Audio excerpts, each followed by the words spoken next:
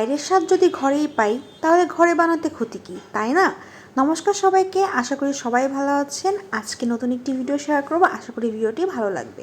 গতকাল ঘরোয়াভাবে বাসায় বানিয়েছিলাম চটপটি। সব কিছু নিজে হাতেই বানিয়েছিলাম আর দেখতেও কিন্তু বেশ লোভনীয় লাগছিল। তো কিভাবে বানালাম সেটা এখন শেয়ার করছি, চলেন দেখে নেওয়া যাক। প্রথমে এখানে আমি ডাবলি নিয়েছি, এটা গতকাল রাত্রেই আমি ভিজিয়ে রেখেছিলাম। এটা ভিজানো ছিল এক রাত, আর ফুল একটা দিন আমি সন্ধ্যায় যেহেতু বানিয়েছিলাম এর জন্য প্রায় 10 থেকে 12 ঘন্টা তো ইজিলি ভিজানো ছিল। আর এখানে আমি দিয়েছিলাম 2টা আলু, আর এখানে আমি কিছু মশলা দিয়েছি, এগুলো কিন্তু সব কিছু ঘরেই, যেমন জিরে বাটা, আদা রসুন বাটা দিয়েছিলাম, আর তেমন কিছুই দিইনি। আর পরিমাণ মতো লবণ দিয়েছিলাম, আর সামান্য একটু হলুদ দিয়েছিলাম জাস্ট কালারের জন্য। এটা অপশনাল, দিতেও পারেন নাও দিতে পারেন। আর আপনারা চাইলে বাজারে কিনতে পাওয়া যায় চটপটির মশলা, সেটা দিতেও পারেন। আমি আসলে দেইনি, তবে এটা দিয়ে আমার টেস্ট অনেক ভালো এসেছিল।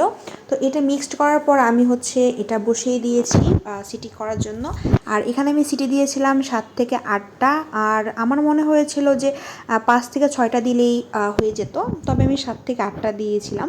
আর এখন চটপটির যে ফুচকাটা সেটা বানানোর জন্য আমি এখানে আটা নিয়েছিলাম, আপনারা চাইলে ময়দাও নিতে পারেন। এখানে পরিমাণ মতো লবণ আর তেল দিয়ে খুব ভালোভাবে মথে নিতে হবে। যখন এরকম মুঠ হয়ে আসছে তখনই বোঝা যাবে যেটা একদম পারফেক্টভাবে মাখা হয়ে গেছে। এখন অল্প জল দিয়ে আমি ময়দাটা মেখে নিচ্ছিলাম, আর এখানে মেখে নেওয়ার পরে আমি 10 মিনিট রেখে দিয়েছিলাম। আর এদিকে আমি কিন্তু তেঁতুলের টকটাও বানিয়ে নিয়েছি। 10 মিনিট হওয়ার পরে এই ময়দার ডোটা খুবই সফট হয়ে যাবে, আর এরপর আমি ছুরির সাহায্যে এভাবে কেটে নিচ্ছি।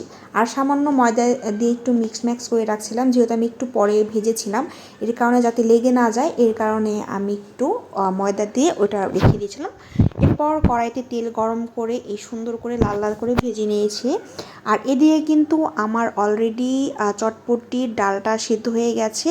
আর এখানে আমি ঘরোয়াভাবে কয়েকটা মশলা দিয়েছি, যেমন চিলি ফ্লেক্স, এখানে শুকনো লঙ্কা ভেজে দিয়েছি, আর দিয়েছিলাম ভাজা জিরের গুঁড়ো। আর তেমন কিছুই কিন্তু দেব না, সামান্য ধনে গুঁড়োও দিয়েছিলাম। এটা আমার বাসায় মিক্সড করাই ছিল, আর তেমন কোনো মশলা দিইনি। আর এখন পেঁয়াজ কুচি, কাঁচা লঙ্কা কুচি, 2টা আলু সিদ্ধ করে একটু কুচি করে নিয়েছিলাম, সেইগুলো দিয়ে খুব ভালোভাবে মিক্সড করে নিয়েছি। আর মিক্সড করার পরে এখন তো পরিবেশন করার পালা। যেহেতু আমরা ঘরে 3জন ছিলাম, তাই এখানে 3টা বাটি নিয়েছি, আর 3টা বাটিতেই কিন্তু চটপটির ডালটা পুরের মতো করে দিয়ে দিয়েছি। আর উপর থেকে পেঁয়াজ কুচি, কাঁচা লঙ্কা কুচি, সিদ্ধ আলু, ডিম, এখানে ডিমটা আমি কিন্তু কুচি কুচি করে কেটে নিয়েছিলাম। এরপর তেঁতুলের টকটা দিয়ে দেবো, যেটা আমি আগে থেকেই বানিয়ে নিয়েছি। এখানে শশা কুচিও দিয়েছিলাম, যদি টমেটো থাকতো টমেটো দিতাম। আমার চটপটির টমেটোটা অনেক ভালো লাগে। আর যে ফুচকাটা ভেজে নিয়েছিলাম সেটাও দিয়ে দিয়েছি। উপর দিয়ে হালকা একটু ভাজা জিরে গুঁড়ো দিয়েছিলাম। আর এরপর সব কিছু মিক্সড করে যখন মুখে দিচ্ছিলাম, এতটা টেস্টি ছিল, এতটা লোভনীয় দেখতে হয়েছিল, দেখেই বুঝতে পারছেন। তো আজকের ভিডিও এই পর্যন্তই। ভালো লাগলে আমার পেজে লাইক ফলো করবেন। ধন্যবাদ সবাইকে।